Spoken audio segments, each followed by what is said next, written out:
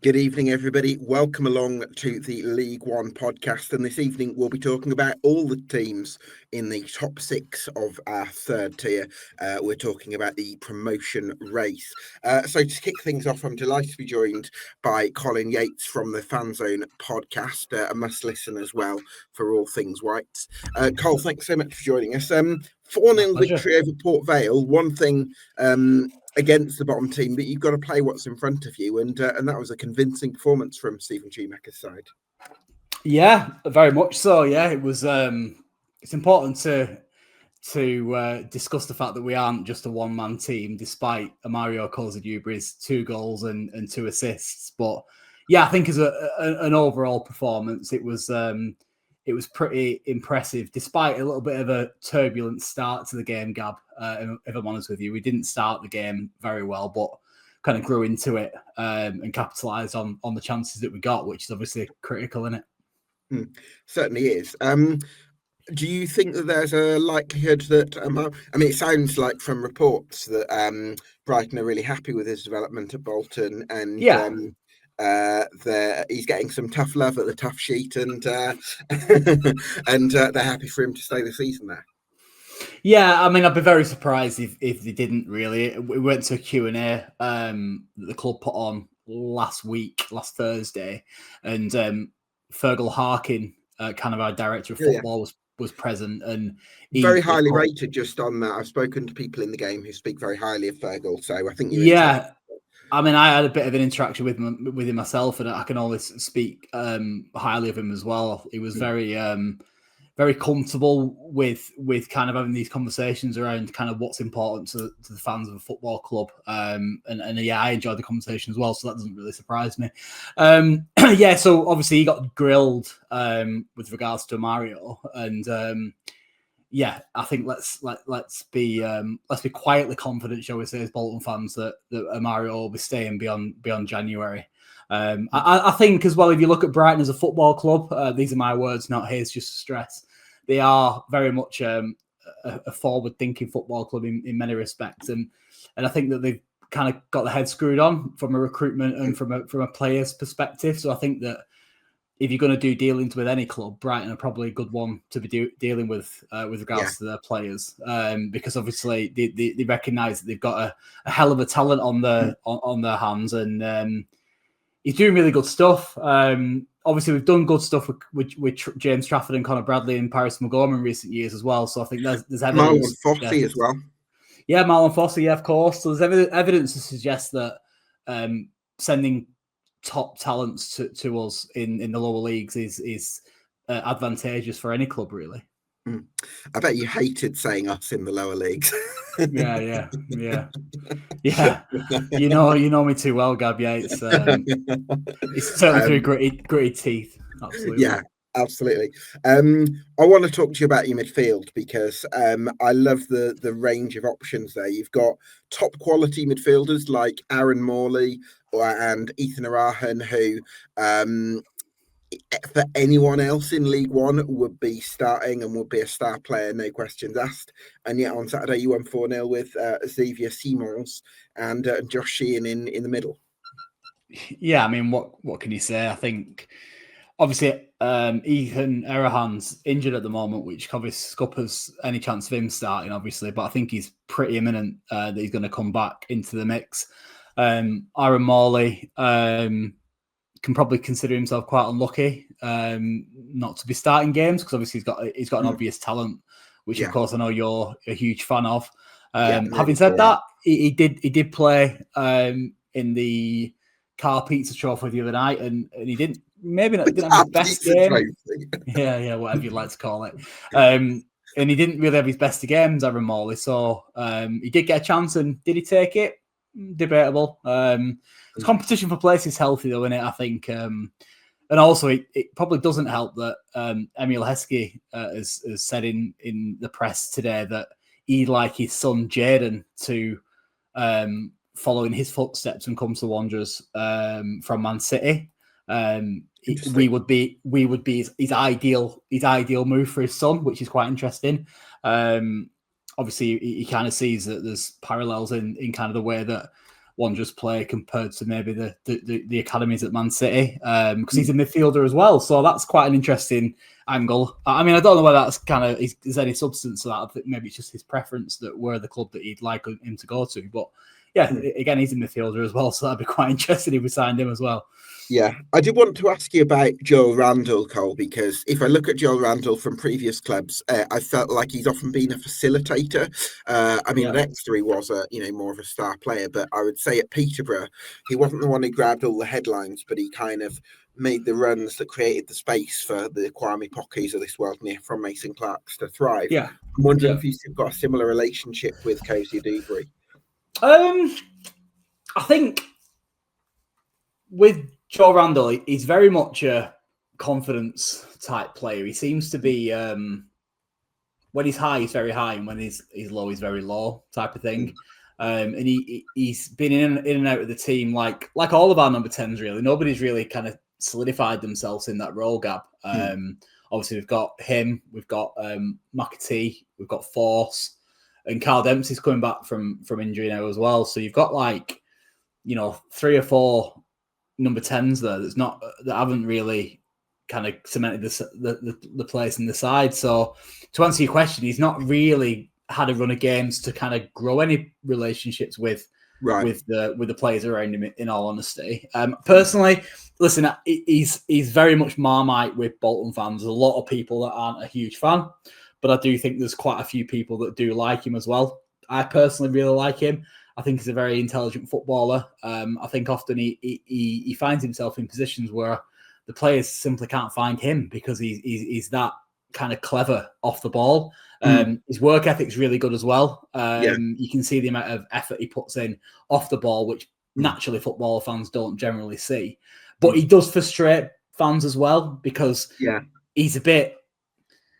He's not exactly a wholehearted footballer like a Carl Dempsey who will kind of go in all guns blazing and kind of wear his heart on his sleeve. He's very, very much a pretty number 10, shall we say, which Bolton fans can't really resonate with that very well, to be honest with you. But as a footballer, I do think he's got a lot of talents. This is my own personal opinion.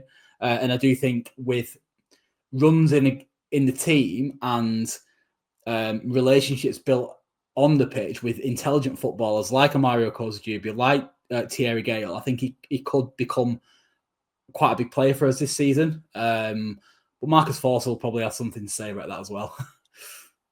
Yeah, of course. Lots of options there. It's interesting that you described Randall as a pretty number 10 because when he was at Exeter, he came through. He was more like an electric winger, playing on the left. Interesting. So it does. But then he had 1 or 2 long-term injuries that either knocked his physique a little bit and limited what he was maybe capable of physically, and B, maybe knocked his confidence a bit as well, which kind of feeds in with what you were saying. But hopefully he can pick up that confidence because, like you say, he does have talent. But you've mentioned Marcus Force there as one of the forwards. Mason Burstow has really impressed me with his form this season. I think he's having the best season of his career so far. You've got McAtee in there as well, as you mentioned. Some good attacking options there for Bolton Wanderers. Yeah, we're blessed, really. I think at this level to have plenty of options. I think I kind of wrote down in my podcast notes recently, effectively 2 teams. Gab, I'll run them by you very quickly. Go on. Obviously, we're talking about options in the final third, but also got Teddy Chapman Lowe in net. We've got Christie at right back, Toll, Johnson centre half, and Matt Conway at left back. Sheehan and Simons as kind of the holders with Mario on the right, Force in the middle, Gale on the left, and Burstow up top. That would be my kind of best team, I think, so far this season. But then obviously you've got another side with Miller in net, Josh Tecker-Cogley at right back, Forrester and Farino at centre half, Taylor, who we signed from St Mirren, at left back, Erahan and Morley as the 2 holders, and then you've got Jordi Asatutu on the right, Sissoko on the left, Randall as a number 10 and Sam Dalby up top.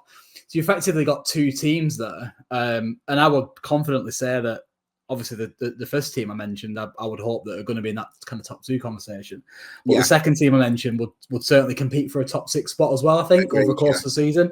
So that kind of gives you a bit of I've gone through that very quickly. And I don't think you mentioned McAtee in either of those. Well, exactly. I was going to say I've not even mentioned McAtee and Carl Dempsey on that list either.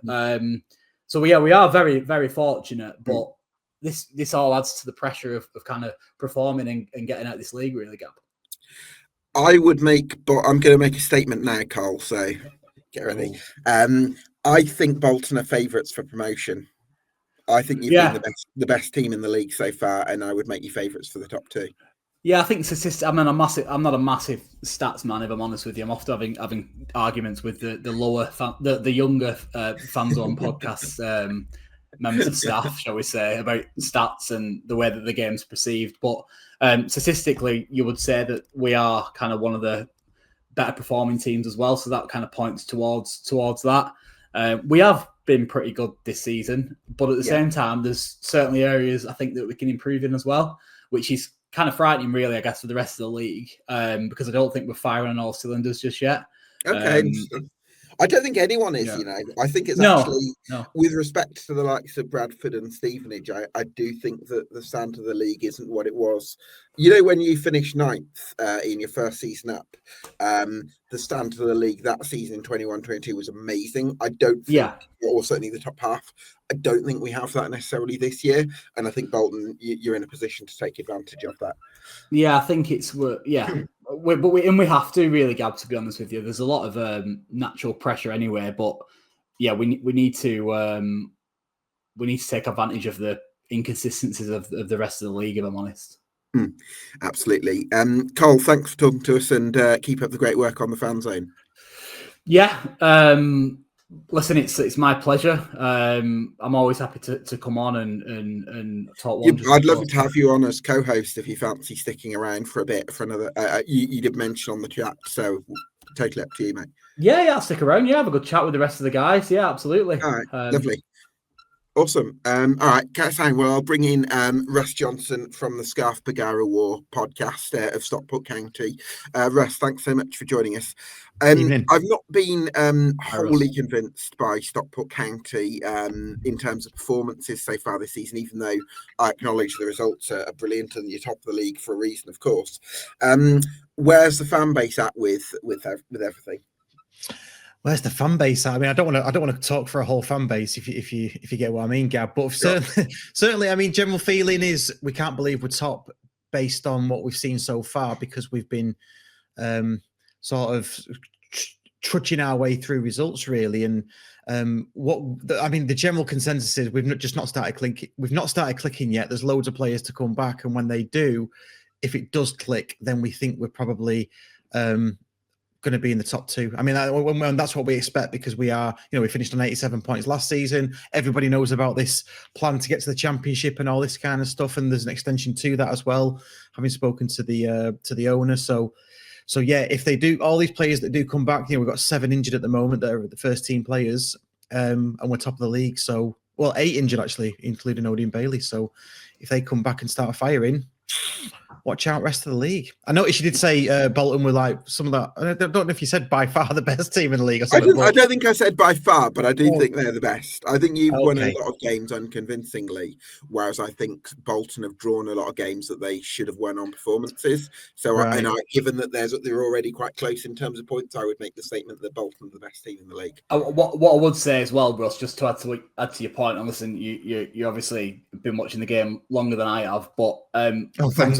I say obviously, maybe not as obvious as I maybe think I have, but from somebody who has been in this league a good while now, and for somebody who watches a team that's been desperate to get out of this league for a good while now, we've also been in positions in recent years where we've had players injured waiting to come back.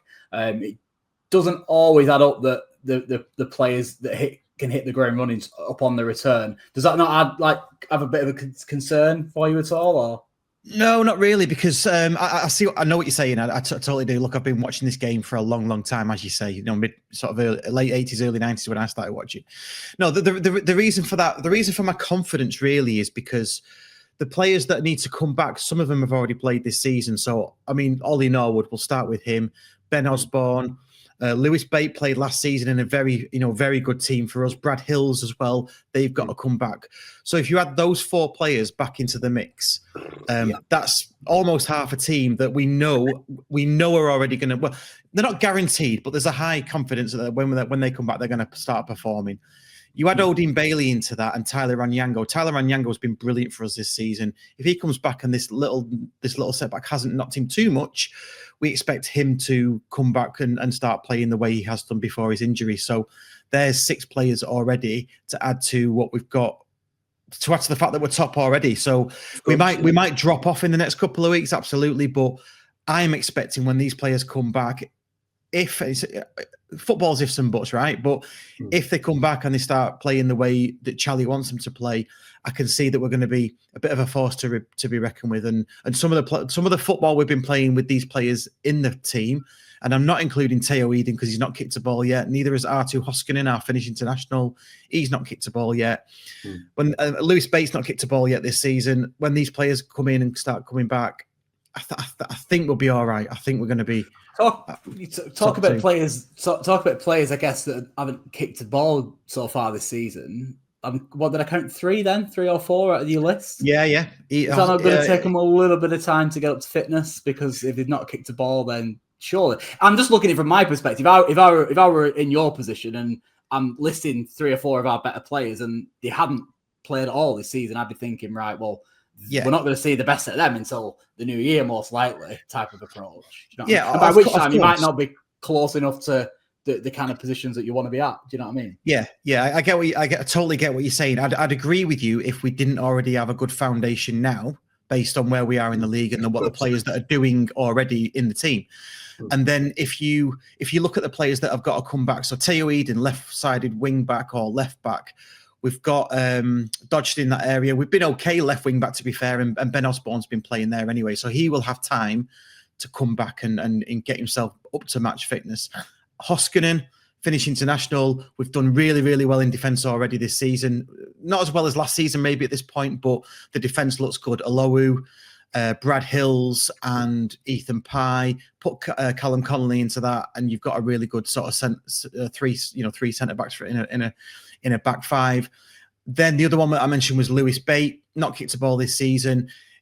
Oh, you've got Ollie Norwood, and for some strange reason, Odin Bailey has filled that gap really, really, well. Oh, right. I guess where I would have concerns is if Ollie Norwood, if Lewis Bate comes back, if he's rushed in, because we haven't got that time for him to get up to speed. I don't think Moxon is doing that well in that area. Callum Camps is, and he's coming back from injury as well, although he is playing. If Lewis Bate doesn't get that time and he is rushed in, then that might be a problem for you. I totally get what you're saying, Cole, but I would totally agree with you if we were struggling and we had to rush these players back, but we don't. We've got all the players that surround that, so I'm quite comfortable with that. Takes the pressure off. Well, I tell you what, now's a great time to bring in my co-host for the evening, Mr. Jake Tong. Thanks so much for joining us, Jake. It's great to have you on. How would you sort of weigh in on Stockport County? Are you in the camp of they're top of the league and they've got some big players to come back, or from a neutral point of view, would you have liked to seen a bit more from them performance-wise and maybe applying that more critical lens? Yeah, apologies, Gab. I just had a bit of a door entry code fiasco in my new building. So I've just been trying to figure out why the code wasn't working, why I couldn't get in my flat, which was quite concerning. But we're here now. Yeah, it's a difficult one with Stockport because, they're the top of the league, but I still feel like, and Russ will probably agree, I feel like they've not been in full stride yet whatsoever. And that's the scary thing, because I was listening there, like you mentioned the players that haven't even kicked a ball. I mean, Lewis Bate was probably one of the top 10, top 5 midfielders in the league last year. And him to come back into a group that's already performing next to Ollie Norwood is quite frightening. I think you'd rather have played Stockport at the start of the season rather than between now and Christmas. So looking forward to Boxing Day. Will be the turkey that they're going to stuff, no doubt. But I have been impressed in parts. I think going forward, there's maybe a thing or two to unlock still. I think they need to maybe get the best out of Malik Mothersill. His arrival was made such a big deal of because he's £1 million player, etc. And we've not quite seen what that £1 million player is just yet, but I think that will come because at a club like Stockport, you're afforded time, you are given the opportunity, especially in a free-flowing team, and you've got players like Jaden Fevrier who are only going to get better because back end of last year he was an absolute menace. So, I have been impressed, but I do still feel like Russ has said there, they've got gears to go, And I'm not sure how many other teams in this league will be able to go gear for gear with Stockport County this year. That's why I think they're a lot of people's favourites for promotion, and to be sat top of the league now above Bolton, above Cardiff, and not to be playing well is pretty some good going. Certainly is. Russ, I wanted to ask you about Nathan Lowe, because he's come into form recently, but maybe had a quieter start to his Edgeley Park tenure than I was anticipating. Are we starting to see the best of him now, do you think? Yeah, I think he's starting to come through. You're right. He had a very, very slow start. We were quite surprised with him because he's somewhere between a Norwood. He's somewhere between a Wootton. So he's not that target striker, but he's definitely not a Brecky Anderson or an Alafi, Tanto Alafi, we lost. He's got a bit more physically, hasn't he? Yeah, and he's surprisingly tall as well, which I found weird. But he has started to come. He has started to come good now, and him and Carl Wootton are starting to link up pretty well. So that is starting to bear fruit. I agree with Jake. I think the front end of the pitch is where we need to unlock. We've got Diamond, Wootton, Lowe, Brecky Anderson, and Fevrier and Mothersill. I've been disappointed massively with Mothersill. He played in the Virtue last night against Wigan, and he looked okay. He looked, he's showing flashes. And in the back of my head, I'm thinking, it's the Virtue. You can relax and you can make a stamp and almost treat it like a training game. Not to disrespect this competition too much, but he looks okay. Do you know what I mean? But we have spent a lot of money on him. So for us, for Stockport County. So I think it's going forward is where it might be our undoing unless we do something in the January window. Russ, quickly, sorry, Gab, to interject. Talk to me about Shea Gardner. I'll elaborate as to why in a minute for the rest. Yeah, well, I can tell you about Shea Gardner. Yeah. So obviously Ricardo Gardner's son, godson of what's he called? Usain Bolt. So he comes with pedigree. We actually sponsored him as a podcast last season. Right. So we were pleased to do that. Do you know what? For a young, slight little lad, last night he played in the Virtue. He was showing some good strength. Yeah, he was getting down the right, and he's fast as out. So, we're hoping for some good things from him, and that's our model. Our owner says he wants to get these young players in, sweep them up from the catchment area that we are in. Like same for you, Bolton, as well. For you, Cole, get them in, progress them, and maybe sell them on when we sell them on later date for millions and millions. And Shea Gardner is definitely in that bracket where we're hoping for big things from him. Yeah, I think if he can have half the career his dad had, then he'll be pretty happy. His dad was arguably my favourite ever Bolton player, and I think it's a timely reminder as to how old you get him when his son is currently. That's twice you mentioned that, Cole. No, I'm talking about myself here, Russ, not you. Okay. But yeah, listen, it's exciting, and I'll be honest with you, I'm keeping an eye on him, obviously for obvious reasons, and I watched your game the other night purely due to the fact that I wanted to see how his lad's getting on. So yeah, good to see. Just one final quick question, Russ, from me. Norwood, you've mentioned he's injured. From the outside looking in, I always look at him, I think due to his pedigree as well as a footballer, as a very influential player at this level, and he does always seem to influence games. Is he out for a while? What's his injury? What's going on with that one? Yeah, so I think it's a bit of a blood clot, which is going to see him out for 4 to 8 weeks as of last week. So we're looking at probably about Christmas time, we think, unless it's a fast recovery. He does dictate games. He controls everything for us. There was definitely an intake of breath when we saw the team sheet on Saturday when he wasn't in it, and we were thinking, "Oh God, here we go. Can we get along without him?" I mean, that's the acid test, and we shouldn't be a one-man team. The amount we spent on it. So if we can't get by without him, okay, you're going to miss Lewis Bate as well. With Ollie Norwood and Lewis Bate out your team, but we should have some. Decent replacements in there that can pick up the mantle. So. Couple of months at this stage of season, though, Russ, to a very important player isn't ideal. Obviously, that's worst case scenario by the sounds of it. But I'd be worried if that was one of our players of that ilk. Do you know what I mean? It would miss him. 2 months. Yeah, we're massively worried about it. I mean, I say worried as much as you can be for your football team, but massively gutted about it. And he does make things tick. He just looks like he's got so much time on the ball, and everybody else is scurrying around. And then when he pings one out, say Fev's on the left or the right, then Fevs looks like he's got loads of time because he's done it so quick. You know what I mean? But it looks like it's almost like Neo. You know Steps ahead, isn't it? Because he's 100%. He's but yeah, it is a worry. But that's football, isn't it? You've got to get by without these players. You can't rely on them week in, week out. And he's 36, I think. So what he is 36 or is he 34, 35, something like that? We give him a 3-year contract. And when we signed him on deadline day, everyone was going, 3-year contract for a 34-year-old or whatever he was at the time, 33. No way. And then as soon as he started playing, it's like, right, give him 4, give him 5. So yeah, he's amazing. Certainly is. From the way you've been talking, Russ, I imagine you're in pretty bullish mood in terms of Stockport's top 2 credentials. We are at the minute, just purely based on where we are in the league now and the fact that, like we've said, we've not really played that well. I mean, there's been a couple of halves where we've taken teams apart. I mean, I wasn't at it because I was working abroad, but Bradford first half was apparently like Brazil 1970. I keep on coming back to that. But we got beat second half. So it was like Stockport County 2014 in the second half. So they have got it in them. They absolutely have. It's whether we can put that run together. And I'm hoping we can do that. Christmas is going to be really important. I'm hoping we can do it up to the run up to Christmas, get these few really tough weeks out of the way, run up to Christmas, maybe start firing at Christmas. Then the players start coming back early December, which is 3 or 4 of them. And then get Lewis Bate back after Christmas and start getting that group together and start firing. That's what I'm expecting. Absolutely. Well, Russ, thanks so much for talking to us, and look forward to catching up again later in the season. Cheers. Thank you. Cheers. So my next guest is Ewan from the 1911 podcast on Bradford City. Good evening, Ewan. I like your jumper, by the way. Is that a Bradford City specific one, or? No, absolutely. Charity find, as all my collection is at this point. Okay, nice.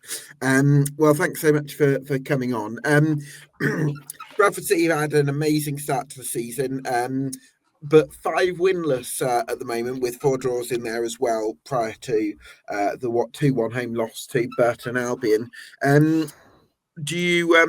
you sort of expecting a slight drop off in terms of form? Yeah, I think I was. I think obviously every team now getting into the nitty gritty of the season, you're going to find out who your contenders are for those sort of top 6 spots. And the teams that are going to mean business are going to start to pick up that momentum. We're seeing the likes of Cardiff and Luton, who had, slow starts, Bolton as well, and had sort of moved and slowly, gradually picked up momentum. And those will be the big juggernauts that will be tricky to bring down. I think for us, we have sort of slightly maybe run out of momentum, obviously running on a high with the promotion and the feel-good factor around the club. Once we get into the nitty-gritty, when it's no longer August and you're playing on beautiful, pristine Saturdays with beautiful sunshine and it's cold and wet and, you've got to dig your nails in. And we haven't, I don't think, in the last 5 games, really. What do you make of Bradford City, Jake? They've obviously had a wonderful start to the season, haven't they? Yeah, obviously we played each other at the back end of October, so literally 2 weeks ago. I don't know. It was a really weird game, actually. I feel like they had more chances, but we probably had the better one. So we probably both walked away from Valley Parade that night going, how have we not won that? And I remember speaking to Cole. Cole sort of agreed with me that maybe we should have won it, but based on the chances that we had. But I feel like with Bradford, and we mentioned it so many times, and I know it's such an easy cliche to make with football, right? Is the momentum that Bradford had, like that. I know we've spoken about it with you and before when he was on before. That goal that came in the last minute, just completely riding that wave of from going from not expecting to get promoted because you're going to draw 0-0 at home to Fleetwood to, oh my God, we got promoted. And it's just felt like everything's fallen into place with Bradford. And the start to the season has been very good. We have to give a lot of credit to Graham Alexander. They, perhaps haven't created and had as many chances as maybe other teams have, like a Bolton who tear teams apart. They've been very ruthless and very clinical in what they have done. And what I liked about Bradford, certainly when we played them, was first half, they were absolutely gash. Ewan will tell you they were absolutely rubbish, but they brought on Andy Cook at half time and he changed the game completely. Andy Cook just unlocked. They're able to contest with Sonny Bradley and players like that at the back. And if you've got that in your arsenal, if it's not working for you, playing around the sides like they were trying to with Josh Neufeld and I think it was Ibu Toure on the left-hand side. If that's not working, Bradford have got the option to go long, and Andy Cook is a very good target man. So I've been very impressed. I do think there's a little bit of work to do. I think obviously the slump that they're on at the moment, I mean, for Bradford, it's not a huge slump when you look at for the rest of the league, but for Bradford and the standards they've set over the first 2.5 months of the season, it is a bit of a slump. They'll be wanting to get back on the horse pretty quickly. I'm not sure what their fixtures are. I think their next one's Bolton away. Yeah, we're not playing on Saturday. We were due to play Plymouth, but that game's been. That's it. They've moved it for December and brought it forward to 12:30, haven't they? Which is just peak Sky Sports. Well, I think that actually they only had one choice, really. I think the idea was that they wanted it to be a Saturday rather than a Tuesday night, and then the only option was to have it as a 12:30. Unfortunately, so it's best of neither, really. Unfortunately, but I totally agree with everything you said, particularly with the comment comparing us to Bolton. We don't tear teams apart, but what we have been up to this point, minus maybe the last 5 matches, we've been absolutely ruthless and clinical. And that cutting edge has just disappeared, I think, in the last 5 matches, where we've gone to Cardiff, we played Huddersfield, and we put 3 past both of them with relative ease. We've scythed through these teams without having these clear-cut chances. Really, been super clinical, and that really hasn't been there. Obviously, we have had a lot of injuries and setbacks. Poynton's been out, Sarsevic's been out. Obviously, Cook's still recovering from an ACL. And we've had a lot of other injuries as well all over the park. But yeah, I think from Alexander's press conferences, you can tell, and he's held his hand up to say that we've kind of been figured out a bit. And teams are starting to figure out, how we like to play, how we like to press. We don't want lots of the ball. So funnily enough, when teams come and play low block against us and give us lots of the ball, we can't break them down because that's not one of our strengths. We like to hit teams on the counter. We like to press hard. And if we can't do that, if we're forced to sort of sit there and think, well, how are we going to get through this? Then we struggle because we don't have that option. And we do have to resort to Andy Cook coming on to try and lump it forward. Ewan, can I just interject slightly? Sorry, Gab, if you were going to say something. I'm just curious. Obviously, we play you guys a week on Saturday. Coming to our place, how are you expecting you to set up?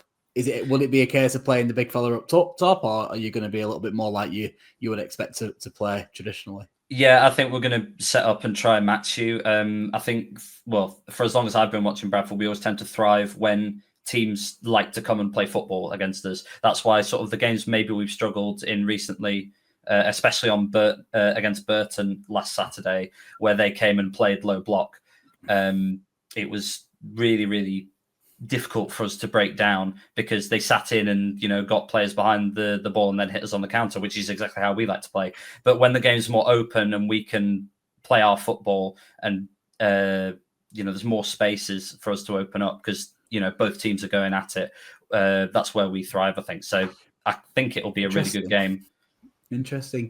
Jay, obviously you've seen Bradford live and you've seen us live, and you got a point at both. Given what Ewan's just said, how can you see that playing out for the two teams? Yeah, it should have been 6. You lucky face. What can I say?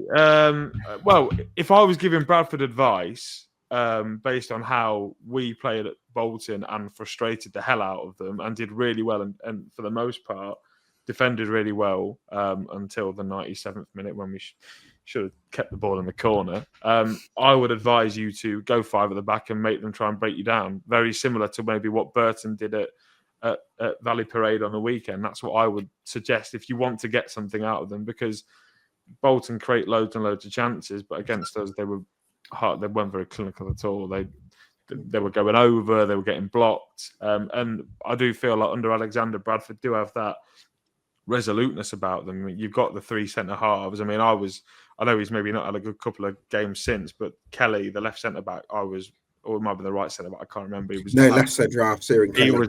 He was boss against us, and if he can throw himself in the way of all the shots, and if you can keep, I know it's much easier to say rather than do, if you can keep Mario Koziadubi quiet, then Good luck. All right. Well, our left back did all right with him. To be fair, well, I mean, our fullbacks are no slouches. I've got faith. What I don't have faith though is in that strategy of trying to play fight at the back and just soaking up pressure, because we can't do that as a team. It's not our strength. Our arguably of all our centre backs, we've got two of our sort of best that we would usually play. We started the season with Baldwin and Tilt. They're both out injured. And won't be around for at least probably another few weeks. Weirdly, though, Ewan, if I can just touch on that, I actually think Matt Pennington and Joe Wright are better centre halves than those two. I'd agree that Joe Wright's he's a central centre half, but Baldwin and Tilt have been playing as the wide centre halves. Tilt on the left, Baldwin on the right, and. With Pennington, he's definitely been an underrated player for us, but the last few games he has dropped off. I think, everyone has dropped off because we're kind of being found out, I think, really. But he's definitely been a standout player so far, a real surprise, and a great free agent to pick up as well. I do think, though, if you go to play football against Bolton, I don't think anyone can play football against Bolton, because I think you just get picked off. Because they are that good. Like you look at the options that they've got going forward. If it's not Sam Dolby or Mason Burstow, it's Marcus Force and Joel Randall. If it's not Thierry Gale and Koziadubi, you've got Sissoko, who's like an absolute joke of a player. And keeping Koziadubi quiet is a job within itself. So if you go there and try and go toe to toe, and this is for anyone in the league, and it's not just a Bradford thing. Port Vale tried at the weekend, right? Port Vale went for Bolton in the first half, and then couldn't punch back the way that Bolton punched back. So I'd be very surprised if you go there, try and play them at football at their game with that crowd behind them as well, and win. Especially with an experienced, knowledgeable manager that you've got as well, because I think that he'd be pretty savvy and wanted to play some of the dark arts and try and get one of the big things that teams should do against us is get our fans on the back of our own players. Yeah, it's exactly how people like to play against Bradford as well. Well, yeah. Because the comparison is very similar with big crowds. As soon as the attendance is against you, it's no. I'm not gonna sit here and say that Bradford are gonna somehow turn up against Bolton and it's going to be a 4-0 drubbing or something like that. And I'm not going to sit here and say we'll play, the dark arts and prime Simeone ball either. So I genuinely don't think we will. All the teams we have played in the top six, we have gone to their place or we've played them at home and we've beaten them at their own game. Look at the Huddersfield game, very similar situation to Bolton with the amount of attacking options they had. We were far better than them as a footballing side. And obviously a lot of these teams have really struggled that we've played and have since then picked up speed, like Luton and Cardiff and Huddersfield.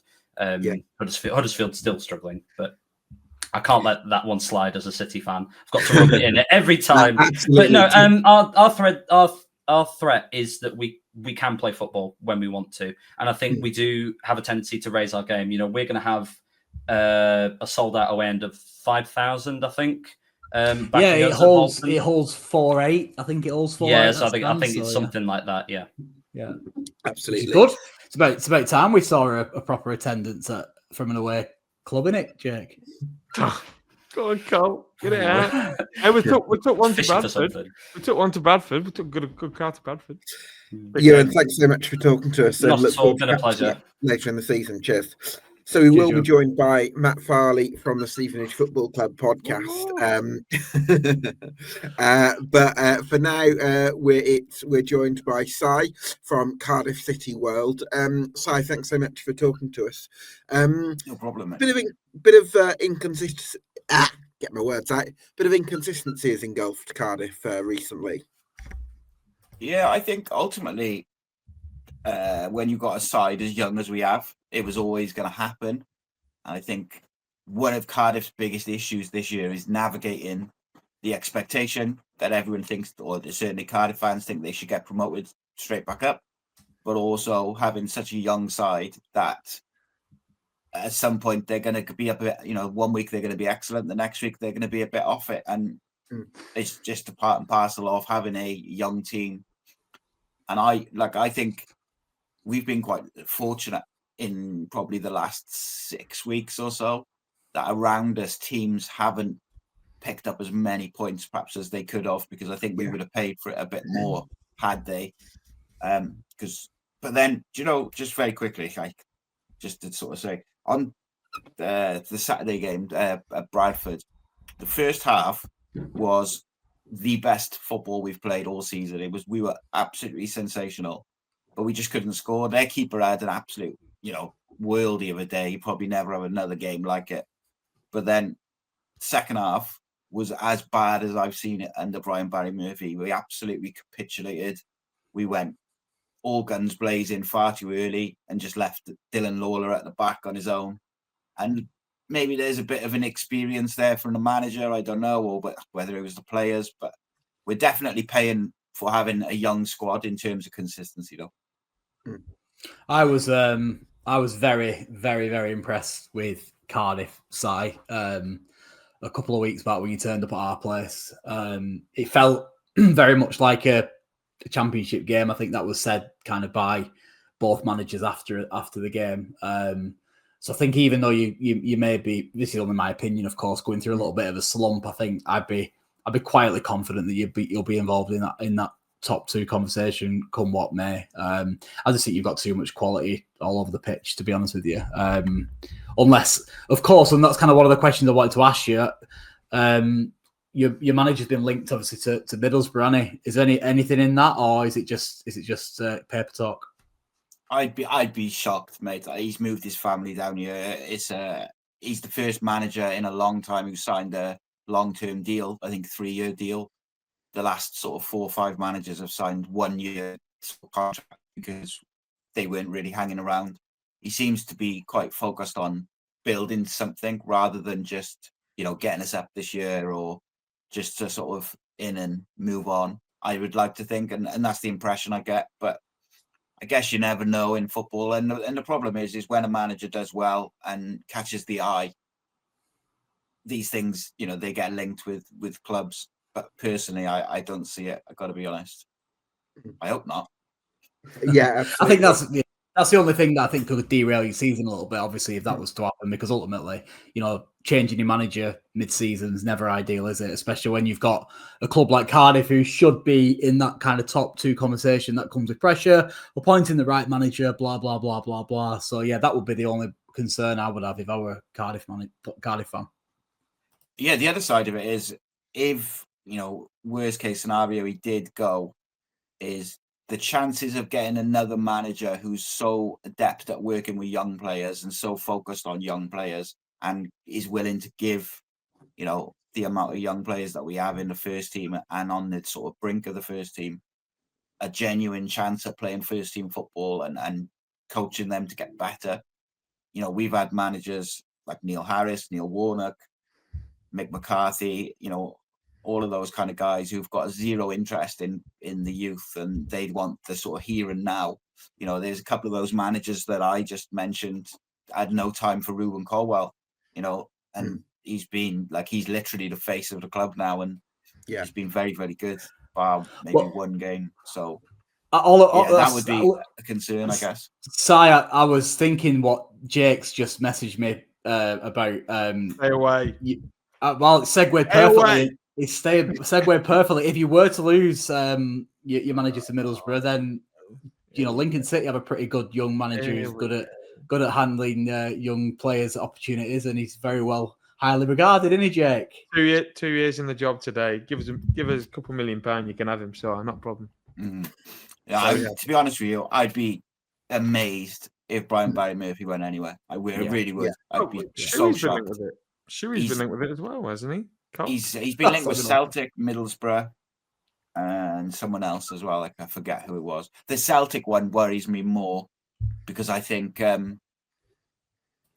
Celtic is almost in terms of size and worldwide appeal and attendances and the rest of it is it's a big club, isn't it? It's Irish as well, isn't it? Is he Irish, your manager? Yes, but I don't think he would actually do very well in that sort of environment because if you manage an old firm club, you've got to win today. There's none of this talk about projects or building towards things. Yeah, of course. It's what you're doing right now. And I don't know if he could deal with that kind of, it's actually quite political, that sort of environment. And we've seen other process-driven sort of coaches possibly struggle with that. So I don't think that would be right for him. I don't think he would suit that kind of outcome-driven sort of environment. But I did want to ask you about the setup away at Blackpool and especially that second half performance. I suppose I look at the fact you had Alex Robertson and Joel Colwill in deeper midfield. And I did wonder if you're missing that maybe combative edge, that natural destructive presence. So it worked in the first half, that midfield, really well. It was really well balanced. The first sort of 5 or 10 minutes, Blackpool came at us like a house on fire. And I got to say that I predicted that before the game, that they would try and start fast and hit us cold. But after that 10-minute period, like, it's not an exaggeration. We were so good, and it was just save after save after save from the keeper. And you got to the point, when you're kind of like, we're just not going to score today. This is one of those days. It just felt like that. But then, in answer to your question, in regard to the midfield, I would say the second half, I don't really know what the game plan was, because at one point, Callum Chambers was like running up the left wing from centre back, and everybody was forward except Dylan Lawler, and he was kind of left 2-on-1. And at that point, the score was 1-0, and there was like 35 minutes to go in the game. And we'd been so good in the first half, it didn't really make sense to be, leaving ourselves so open in the transition. And Blackpool just absolutely took us apart. Every time we lost the ball, they were just 1-on-1 with the keeper. It was honestly suicidal. But when Alex Robertson went off, because Alex Robertson is still sort of finding his fitness after coming back into the side, he can only do about an hour. So he went off. And I was sure that, Ryan Winter would come on just to give us a base and then let the other players kind of do their thing and from an attacking point of view. But we went 4-4-2, and we had the two in midfield. For a little bit, it was Ruben and Joel Colwill, which neither of them are particularly defensive. Joel's quite combative, but he's not, his first thoughts aren't always defensive. Yeah. He'll work hard and he's up and down, but he's more, looking to get forward. And obviously Ruben's a number 10 generally.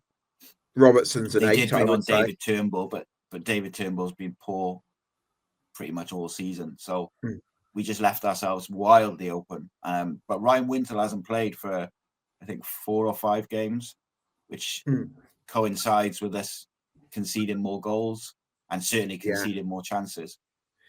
Yeah, that's a big issue. With that in mind, Si, do you think Cardiff are going to finish in the top 2? You've got Stockport, who are the top of the league, and you've got some big players to come back. You've got Bolton, who have played well for much of the season so far.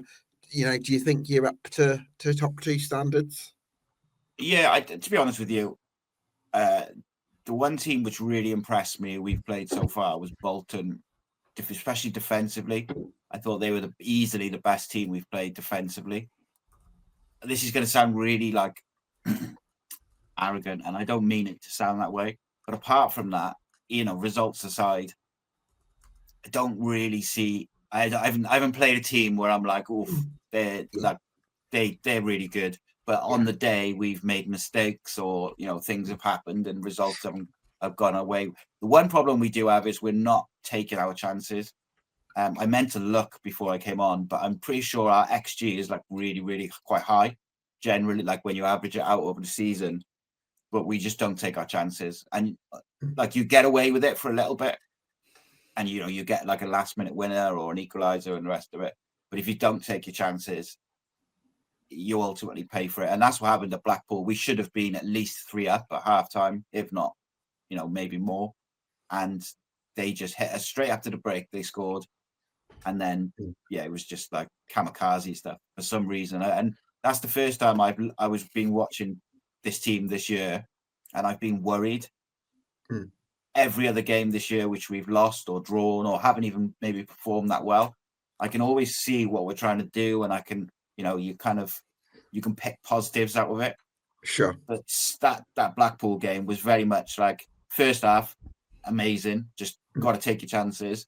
Second half, I don't really know what to say about that. It was but it was terrible. Worst I've seen in a long time. Needs correcting then for Cardiff. Well, Si, thanks so much for talking to us, and look forward to catching up later in the season. See you, Si. Cheers, so I'm delighted to be joined now by Matt Farley from the Stevenage Football Club podcast. Enthusiastic as ever. Don't be Jay. Come on, stop it. I've got a bone to pick with you, Mr. Farley. Do you mean you got a bone to pick with me? I listened to your episode after we battered you. I wasn't that impressed with Lincoln.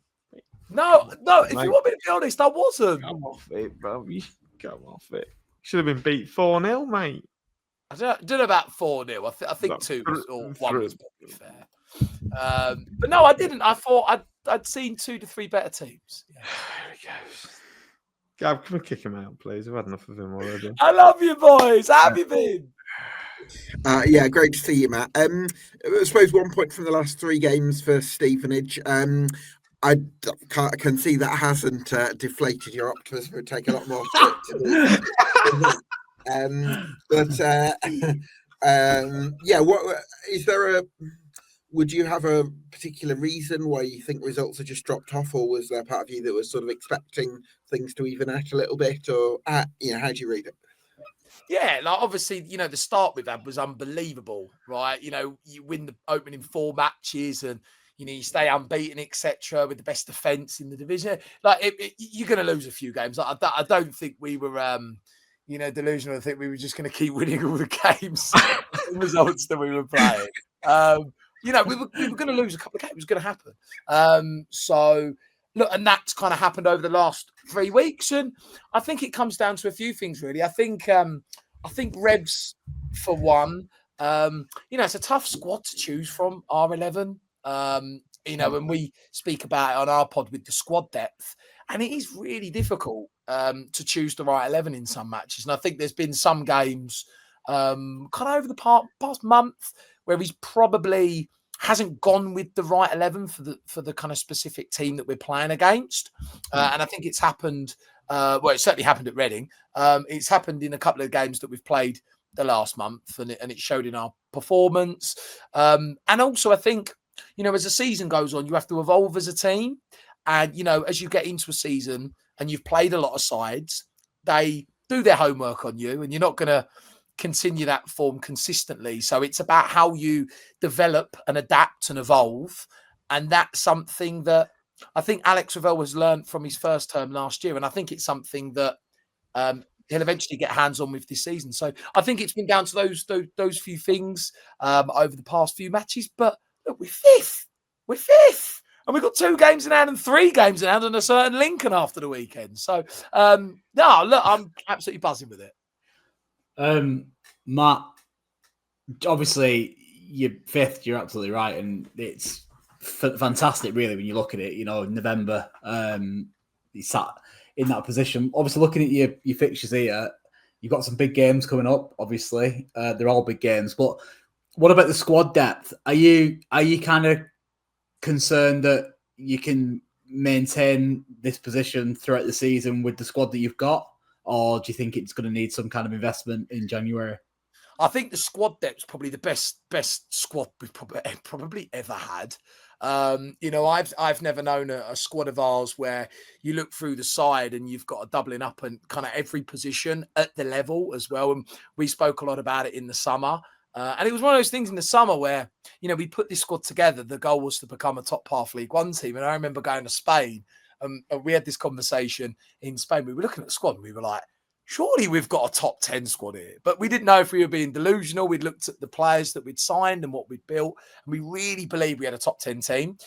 So I don't think we're going to go anywhere from that top 10 bracket, in my opinion. Agreed. I think it's just whether they can consistently put points on the board to keep you in that top 6. The goal scoring as well, that has to, Jamie Reid has to get a couple of goals and get back on the score sheet. So I think those things are really, really important, whether we're going to stay in the top kind of real top 5, top 6 of the division. But I don't think we're going anywhere out the top 10 from what I've seen in the division. As well, the division. And, I watch the highlights and religiously do my homework on other teams. There ain't any sides that I look and go, wow. I agree. We've played a lot of the division, and there isn't one team that we've played that really I've come away and gone, oh, they were really wow. Do you know what? There hasn't really been a game like that. So I think the division's there for us to consistently stay in that top 10. So I think the thing for us, I think what's really important for us in January is I expect Alex Avell will actually go and sign another striker.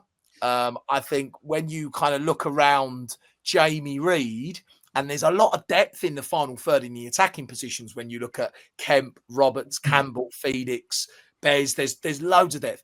But actually that striking position around Jamie Reid, you've got Ghassan Ahadme and Joe Van Malcolm. Now, Joe Van Malcolm's a bit of a project. And Joe Van's one of those players that we've gambled that maybe in 2 to 3 years will be a really, really good player at the level. But in my honest opinion, Ghassan Ahadme is probably not cutting it at the minute. I mean, that was the gas. The gas from the Bears. That miss at Reading, I think we all kind of went, oh, my word. So I think Revs will probably look to sign in the January window in that position. But look, January's not long away. We're talking a month and a half now. So it's not like we're sitting in September and October and it's like, these issues starting to arise. We're in middle, end of November. So, no, I think that's it for us, really. But no, I'm just so happy where we are. It's magnificent. Can I just jump in? Obviously you've played less games than everybody else, Matt. Yeah. You've got to play them games at the end of the season, and that's going to be Saturday, Tuesday. And if you are where you are in the league, that's going to be a lot of big pressure games back to back to back. Sort of similar question to what Cole said. Do you think Stevenage are going to have the right mindset and the right quality if you're in those positions to pick up points like you have now? Because it's all well and good postponing the games because you've not got a couple of players available. But surely, certainly the earlier international call-ups, when you're on a really good run, I thought, why do they not just play them? Because you're in a really good run of form. And you're just pushing games back to when you might not be in a good run of form. So where do you feel on that? Because, like, for example... Not to draw it towards, but we're playing this weekend, right? When we don't really have to play this weekend, but we are going to, because we want to try and not only get a home game in, but we feel like we can turn the season around if we beat Donny on the weekend.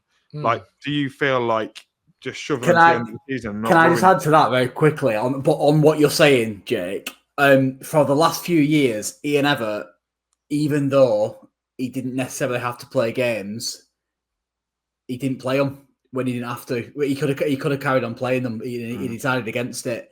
And that definitely 100% leads into what Jake just said. That caught us out a good number of times when the pressure's on and you're back to back. It's not ideal. It really isn't. And I can speak from experience in that. And it's a very, very valid point. Yeah. To go along with that, I think if I'm honest, I think the couple of games that we've had called off, I don't actually think we've hit the 3 number for it to be called off.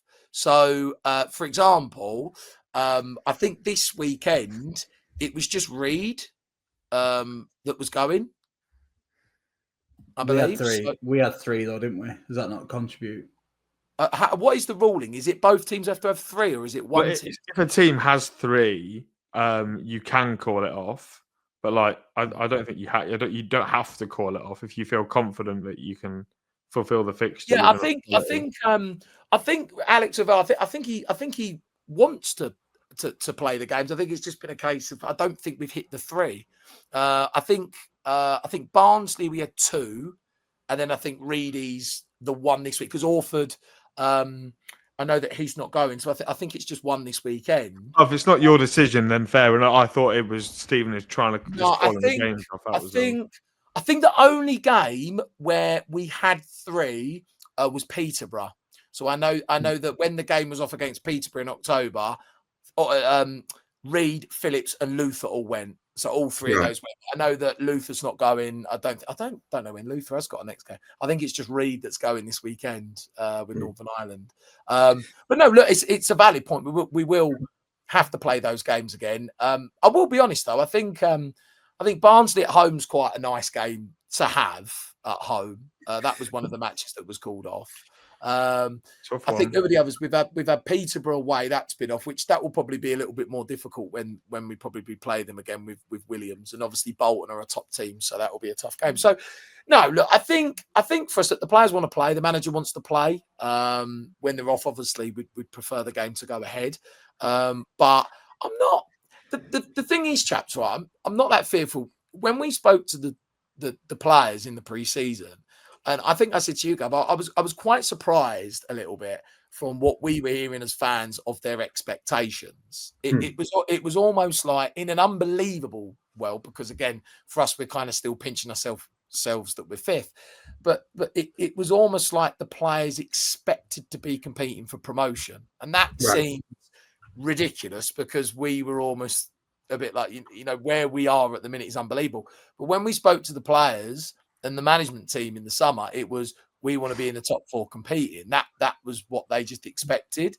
So I don't think mindset's a massive issue for this squad. I think they expect to be up there competing, which again is ridiculous, but it's what they believe that they're going to be doing at the end of the season. How does that transcend with the fans then, Matt? Because I think going back to what Jake just said, obviously he's mentioning like our situation and whatnot as well. I mentioned our situation. There's obviously the pressure of for us to win games. Is there still a pressure from the outside or not? Well, this is the interesting thing. There's not. Game show. There's not. So this is the different thing about our scenario, probably to any other bigger club in League One. There's no pressure. So it's like, you know, as a fan base, we go to these games and we don't look at the games and think, oh my God, we have to win this game. It's almost like, because of the start we've had and the position we're in, we're just enjoying the ride. And look, don't get me wrong, we expect to be in the top 10. That's the goal, to become a top half League One team. That was the goal for this season. But we're kind of just enjoying the season. And if we're still up there by December, January, then brilliant. But there isn't that pressure that you'd have of a bigger club who expect to be there and actually need or want to get promoted. We're kind of just enjoying what we're doing. For the players, that's probably a little bit different. They expect to be up there, and when they play games, that pressure applies to them. But us as a fan base, I mean, it's just, you know, when we were top on a few of the weekends we played, it was all, you know, it was unbelievable. So no, I don't think there's initial pressure from us fan base. It's probably different for the players. I think for us, look, I think, again, if we can just stay around that top 10 and stay in that bracket, we'd be over the moon. The players, I know for certain, want more, which is great, which is what you want. But no, I don't think that pressure really applies to us as it would do a Cardiff City or a Bolton, dare I say, at Hull, etc., because of the club size. Sure. I did want to ask you about that midfield duo of Harvey White and Houghton, because Jordan Houghton, because it felt in the last in the promotion season it was a fairly settled midfield, wasn't it? Yeah. You know, you knew Alex Gilby, Jake Forster-Caskey, Jake Reeves, more than likely to start. Yeah, exactly, they're more than likely to be starting. You had a period where you had so many really good midfielders, it was almost, you know, there was a lot of competition there. At the moment, it feels like White and Houghton are actually getting, you know, quite a settled partnership again. Yeah, I think, well, look, Jordan Houghton's a top League One level player. He was playing Championship football last year and he'd won this division only a couple to a few years ago. So, you know, Jordan Houghton was going to play pretty much every game. I think we knew that. You know, he was our first signing and it was a bit of like a, wow, what a signing. You know, he really set the bar. And no, look, we expect Jordan to play nearly every game if he's fit. Harvey's one of those players that's coming a long way, because Harvey's obviously got potential. You don't play in Tottenham's academy if you don't have that ability to go and play a really good level and improve in your career. But under Alex Ravel, Harvey's really, really flourished because, you know, the style suits Harvey and how Alex Ravel wants to play. And I think I said to you, Gab, you know, Alex Ravel's a great player manager. You know, you want to play for Alex Ravel. You know, he's really great at improving players on a one-to-one basis. So I think Harvey White has kind of evolved this season into a real top League One player. And it's been magnificent to see. Not only is, you know, his distribution distribution brilliant. He's getting on the goal scoring sheet now. I think he's got 6 or so in all competitions. So it's brilliant to see Harvey flourish. So it's been a bit of a no-brainer that them two have become the starting pair in there. Dan Phillips is a big player. And I want Dan Phillips to play a bit more. I think his aggression really helps in this division in terms of winning the ball back and getting things going for you. And I think we've missed that in a couple of games over the last kind of few games. So there's a lot of competition. But yeah, no doubt Jordan Houghton and Harvey White have kind of just solidified themselves in those positions. You've got Louis Thompson to come back as well, which is going to be amazing. Yeah, absolutely. So with Borough's chances then, Matt, are you feeling... we're looking more at Borough as a playoff prospect? Because I think automatics with Stockport, Bolton and Cardiff in the mix is possibly a bit of a stretch. We're winning the league, Gab. Give it a rest. No, I'm joking. Look at Jake Tolley. He's not happy about that. Sorry. Jake, I do love you, by the way. It's Andy Blair. Even after the food fight that you got in at Mackey's, Andy Blair don't love me anymore, does he? Do you know what made me laugh, though, right? We lost to Reading. I will come back to your question, Gab, but we lost to Reading, and Jake sent us a message, and I just thought to myself, when I land in New York, I'm going to look at my phone and they're going to lose to Rotherham, because there's no way that you sent the message. And then I landed and saw that they lost to Rotherham. I thought, well, it's a bit of karma, really, isn't it? But no, to come back to your question, Gab, yeah, I do. I don't think we're going out the top 10. I think for us to go out the top 10, it's either got to be a big injury list or players have really got to start to kind of underperform. And I don't think that's going to happen with this squad, because the squad depth's great and there's too many good players there and good people to let that happen. I think we'll be in that top 10, which really, if you're in that top 10, you need a playoff spot. So I think we will. I think we'll compete for it. I think, if you want me to be completely honest, I think we've got a great chance of finishing in the playoffs this season. Yeah.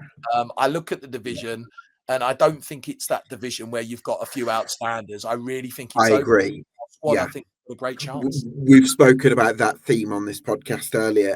I look at the 21-22 season when Bolton finished 9th, and you had Kieran McKenna's Ipswich finished 10th, and he was there for half a season, and the Plymouth missed out with 80 points and all those mad things. It's not that this year. So I do think that plays into Stevenage's hands. Jake, do you think we should be talking about Lincoln as a promotion? Absolutely, as a playoff to absolutely. Talking about Stevenage, you talk about Lincoln. Absolutely. Right, got it. What do you think about Lincoln at the moment, Jake? What do I think about Lincoln at the moment? Well, Tuesday night changed my perspective, Gav, completely, because I was very worried going off the back. Obviously, we beat Stevenage quite handsomely at home in the middle of October.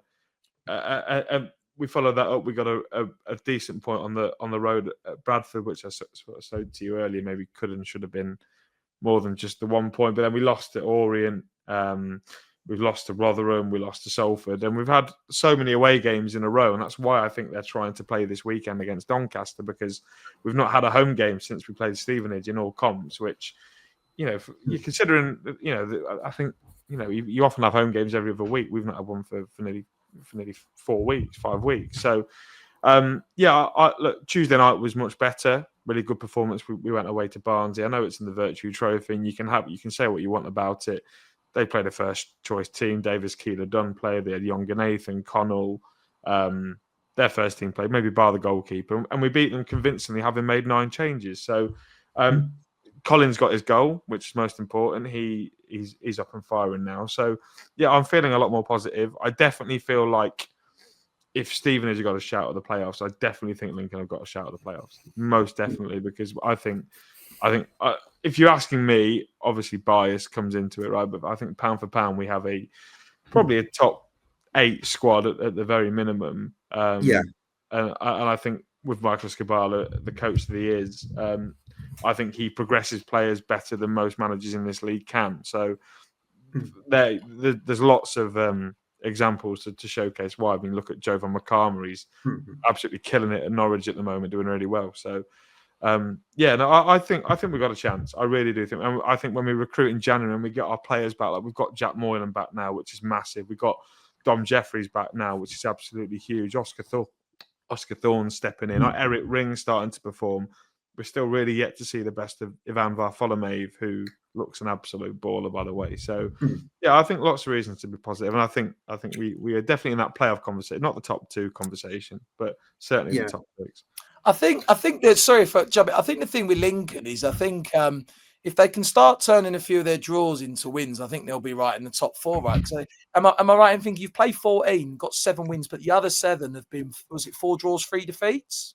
I think. Yeah, we've drawn. I'm trying to think. So I look back at the draws, right, and this is probably where I might rattle cold. But the Bolton game, right, you 1-0 up in the 96th minute, right. Regardless of how you got there, you've got a corner, keep the ball in the corner, you win the game, right. That's maybe we shouldn't have won the game on the way that it played, but I think in any situation when you are 1-0 up, you want to win that, and you've got a corner, you want to win the game, right. I think we tried to be clever, we tried to play it off. I think Colo tried to play it off the defender and it went straight to Charles Malone. You went up the other end and scored, right? If you're more smart about that, you win the game. For me, that could be another 2 points. The Mansfield game, massively in control before Sonny Bradley got sent off. I think that would have been, I think we'd have gone on and won that 2 or 3-0 had Sonny not have been sent off. The Wigan game, I think, was a fair point. And then the Bradford game, we both probably walked away thinking we could have won it. So I think maybe we should be better. 4 points, maybe better off than we are at this minute in time. We can all look at that. Yeah, of course we can. Yeah, of course we can. Yeah. Of course we can. Everyone can do that, right? But I think we are in those draws. I think there was a big case for 3 of them turning into wins. So the point, the question Matt asks is very fair. I think what you look at with Lincoln is we're creating chances. Like Lincoln are creating chances at a pretty consistent basis. It's just taking them. And we've not had James Collins on the end of them recently. But when we do start to get James Collins on the end of them, I think we're going to start taking them. We were running very clinically hot at the start of the season. So a little bit like what Bradford were, a little bit like what Stevenage were as well. So, yeah, I think we can do it. I don't see why. You have to, I've just been looking at the league whilst you've been chatting in. You have to look at the league as it stands and look at Stevenage and Lincoln are in there, but also think, who else is going to be competing for them playoff spots? Yeah. The other thing you can't. Sorry, Gab, go on. No, well, I just wanted to go back specifically to Lincoln, and we will come back to the bigger picture. But I think the 23-24 iteration of Lincoln City would, if they played this Lincoln team, would win convincingly. Interesting. Do you think? What you think the 23-24 team would beat this? That was a special team, though. That second half of the season team was special. Yeah, and that team missed out on the playoffs. And this team is a place higher, but I don't think it's anywhere near as good as. I think the depth is probably better. I think the starting 11 of that team is probably better. You've got Joe Taylor, Ethan, Big Heath. Yeah, Cole loves when I talk about Joe Taylor. But yeah, I think we do have move on. Yeah, move on, Tongy. Yeah, absolutely. It's like an ex-girlfriend. I'm never going to move on from Joe Taylor. And that 6 months. Everyone can't even get in our team either. He's injured, isn't he? He wouldn't get it anyway. Serves him right, mate. I think. Yeah, no, I agree. I don't know. I think this team will give it a good run. You got to remember, Gab, but we played different. We did play different formation now. You normally have, like, I suppose one example I'd give is you normally have one experienced centre half and one more cultured one. Whereas at the moment you got Sonny Bradley and Adam Jackson. And then Reach and Hamer as fullbacks don't hugely. That was just at the weekend, though. Tendai is the natural right back. Oh, Tendai. Okay, yeah, fair enough. I'll give you that. When we get to January, there will be a natural left back in, but I don't think Adam Reach has done particularly bad since he's stepped in. I think he's not really Sean Rowan though. That's what I mean. No, I think based on this season, I think he's been better than Sean Rowan. What? Yeah, as a left back in a 4, yeah, massively. Wow. Sean Rowan was a better centre back. But I think as a left back, I think I've been way more impressed with Adam Reach than I have been. Okay. Just his delivery, and I don't think Sean Rowan sticks one top bins against Peterborough United like the way Adam Reach did. Right. So I'm slightly biased because the 190 I've seen at Lincoln City was away at Leyton Orient, where we looked like you basically the first 10-15 minutes, maybe it's a bit longer than that, you had a few chances because you capitalised on opposition errors. But when Leyton Orient stopped making errors, you didn't create a thing. And the line of engagement dropped off quite early on in the match. So maybe that was specialist circumstances with that game that's kind of colouring my thinking here. But I'm yet to feel it with this Lincoln City side. That's fair, and I feel it. I definitely feel like we're getting better. Like 100%, we're getting better. And of course you do. I wouldn't expect anything. You've got like Can I ask a question? So go on. This isn't a dig. What was the score against Rotherham? Was it 2-0? 3. It was 3-0. The defeat. I can get onto it, but I'm going to start sounding like Andy Blair if I continue talking about Rotherham. Oh, I thought it was 1 or 2-0. What 3-0? No, it was probably a 1-0 game. The beat is 3-0. Couple of dodgy decisions, but such is life. These things happen, right? But you have this kind of funny thing, like you've got 3 out-and-out centre forwards that you're starting, and I just find that very difficult to quite sort of get into, I suppose. Having 3 strikers, I'm not sure what to make of that. People off, Gab, but I do think that's maybe been circumstantial as well. Like our wingers and our starting number 10 is Jack Moylan. He plays in the 10 when he's fit. He's been out since the second week of the season away at Harrogate, so we've had to work around it and play Freddie Draper, who, in his credit, as Cole remember, did all right. Certainly at Bolton, he scored a lovely goal away at Bolton. So I think, and you got to remember, Fred's only 21. So these players are so we've got one of the youngest squads overall in the league. Like you talk about Peterborough and Cardiff, whatever. We've got lads that are 20, 21. Like Osh Gallagher came in on Tuesday night, 19 years of age, looked like a seasoned pro up against David McGoldrick. So I think we've got a chance, Gab. And I think the one thing that maybe sets us apart is I know if we're in it and amongst it in January, I know there are funds there to go and sign players. Maybe not to a level of a Bolton can go out and splash, right, or a Huddersfield or a Luton or whatever. But there is a pit of cash that they didn't spend in the summer that I expect them to spend in January. So that's where I think if we are in and amongst it, we can then strengthen again, which is why I think we might be in and amongst it. Carl, I'm just wondering if you wanted to have a look at we're focusing mainly on the automatic promotion race. If you had to pick 2, do you think for autos it's between Stockport and Bolton and Cardiff? I think it's difficult, isn't it? Because I think unless you've seen teams either regularly or certainly at least once live, it's always hard to kind of form too much of an opinion other than what you can see in regards to the league table. Do you know what I mean? But I think Cardiff I've seen, and I thought, as I said before, it very much felt like a championship game tactically. And it was very tight and wouldn't have gone, it wouldn't have looked at a place in the division above that particular game. So that tells me that Cardiff will be there and thereabouts. And I think the fact that they are 4th, I'd say tick. They are definitely going to be in that kind of top 3 conversation. Stockport, I think they'll be in the top 3-4 conversation. Whether they've got what it takes to push us in Cardiff, I'm not sure, because going back to what we were talking about before, they do seem to have quite a few injuries and seem to be a reliance upon players coming back from injury, which is never a good position to be in, because I think by which time the teams you're competing with could very well have kind of pulled away a little bit, and then you're playing catch up, which is always hard. And then you've obviously taken into consideration that you're going to be playing Tuesday, Saturday if you've had games called off for international duty, etc. So that might be a challenge. I think losing Norwood for up to 8 weeks is massive for them as well. He's a massive influencer in games at Stockport and always seems to score a free kick or a penalty or be involved in some capacity. So I would hope by the time that Christmas comes around, we are kind of certainly amongst that kind of top 2 conversation. But there's always going to be another team as well. I can't not look at Luton, if I'm honest, even though they're in 9th, because I think they've got such a good squad for this level, and eventually they'll go on a run, and eventually they'll catapult themselves within them kind of playoff spots, which is why earlier on I asked both Matt and Jake about another team that's going to be in and amongst that kind of conversation, because I think when that happens, someone's going to get pushed out. It might be Bradford, it might be Lincoln, it might be Stevenage. Do you know what I mean? Yeah. I think it's extremely likely that Luton get top 6. So therefore, it's only going to be 2 of Bradford, Stevenage, and Lincoln that actually do finish 2 at most. So yeah, that would be my sense. And then there's nothing to say that Huddersfield can't win a Huddersfield, run either. I was going to say Huddersfield over Luton for me would be the one to get involved with that. Yeah, I think they've got.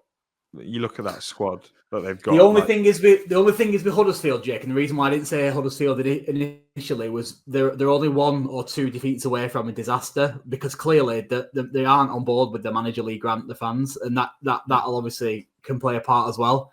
If they go and get a bad result against a Northampton or a Doncaster or whatever, then he started well, didn't he? A bit like what Jack Wilshere has done. Like Jack Wilshere started really well, a bit like what Lee Grant did. If you remember, I think they won 4 of their first 5 or whatever.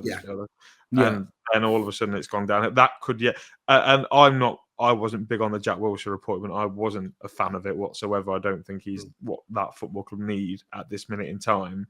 So I didn't think that appointment was going to take them from there to there. I think Huddersfield. I think if you look at it, I think Huddersfield's squad is probably better than Luton. So I think I would say Huddersfield are more likely to come from the crowd and surge up. A bit like maybe I expect Leyton Orient to come up as well. I think they're massively underperforming. I expect them to rise again. They've been very, very good. And they've got the quality. They've got Theo Archibald's come back today, hasn't he? Like, he's a player and a half as well. So yeah, I expect some teams who have had poorer starts to start. I think there's going to be a lot of movement, isn't there, in this league? I don't think it's too big of a. There's points from I don't know. That's because the teams at the top keep losing, isn't it? Yeah, well, yeah, from like 13th at Northampton, and by the way, not a Bolton reference again. What Kevin Nolan's doing an amazing job at Northampton, going to decide. But from Northampton in 20th up, it's going to be a lot of movement because it's too tightly contested. Yeah. All I'd say on the top 2 finally, as far as we're concerned, I keep looking at 2 things. Well, 3 things really, if you consider luck with injuries, our squad, the fact that the squad depth is so good. And last but not least, and I think this is fundamentally the biggest differentiator for us this season, is we've got Steven Schumacher at the helm, who's won this league before and knows what it takes to get at this division. And I can't help but look at that as a reason why we could possibly win the league. That's the thing. The thing is if there's going to be a season that you do it, it's this season, right? Because as you boys have been speaking, I mean, I've been looking at league table again, and again, I agree with your points about Huddersfield and Luton. I think they'll eventually climb. I mean, when you look at Huddersfield and Luton, I mean, I think I'm right in saying they've got exactly the same form. They've both lost 6 games. That's far too many for a squad of Huddersfield's quality, right? And then Luton again, whether that goes right with Wilshere, we'll see. So I certainly think those 2 teams are going to climb the division. But in terms of, as Cole was saying, if you're a Bolton or one of those, if you're going to do it, it's this season, right? When you look at this division at the minute, it's so open. When you look at the last couple of years, I know obviously Derby came good eventually, but when you look at last season, for example, and I know that was a one-off, and you look at how much Birmingham dominated, and of course they were going to, but this season looks like a really open division where you've got a great chance of doing it this season. I mean, for goodness sake, I know Stockport are a cracking side in my opinion, but at the minute your top 2 are Stockport and Bradford. Do you know what I mean? And we're sitting in it like that, yeah. And to be honest with you, it was us and Bradford a month ago. So when you look at the division, if there's going to be a season, it'll be this one. I think Bolton have got a great chance. I think Schumacher's a cracking manager, and I think you've got a good shot, Cole. I've got to be honest, mate. I really do. It'll be the second league title I've ever seen us win in my lifetime, so that'd be nice, even in League One. Fingers crossed. And do you know what'd be great, Cole? Do you know what'd be great? Seeing you go up and seeing us pit Lincoln to a playoff spot and just nudge just Andy Blair on the blower to Jay, just nudging ourselves in at 6. My dream scenario, lads, will be us going up automatically as champions, and then Matt and Jake together at Wembley in the playoff final, and then I can go down and watch it. I'll be honest. If we beat Lincoln to get promoted, I don't think we'd ever see Jake Ton ever again. Because the thing is with that, if we lost to Lincoln, I'd be mad enough. Do you know what? I think if we beat Lincoln in the playoff final, I'd be calling Jake, going, Jake, hello. A bit like when I was ringing you after the game on last month, and I was getting no answer. Stop it! I answered. Hey, an hour later. Who bought your dinner? Hey, who bought your dinner? Because we won. There we go. I was good. Brilliant stuff. Well, listen, gents, thanks so much for joining us. This has been the EFL Debate League One podcast. Thanks to Colin Yates from the Fan Zone. Thanks to Jake Tong from Here for the Lincoln and Matt Farley from the Stevenage Football Club podcast. Join us again next week for another episode of the League One podcast here on EFL Debate.